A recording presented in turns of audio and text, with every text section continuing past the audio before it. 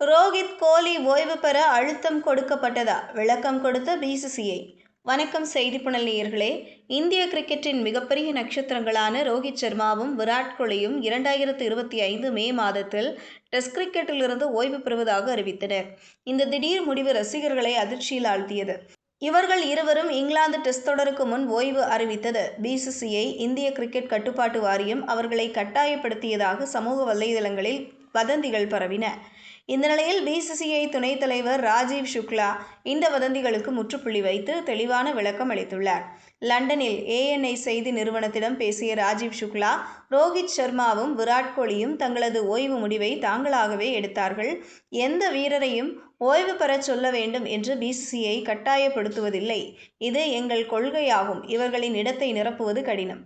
ஆனால் இது அவர்களின் சொந்த முடிவு என்று திட்டவட்டமாக கூறினார்.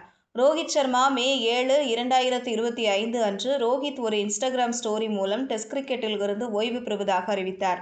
38 வயதான ரோஹித் 67 டெஸ்ட் போட்டிகளில் 4301 ரன்கள், சதங்கள், 18 அரை சதங்கள் எடுத்துள்ளார். 2024-25 பார்டர் கவாஸ்கர் டிராபி தொடரில் 31 ரன்கள் மட்டுமே எடுத்து புரோவில் சோபிக்கவில்லை.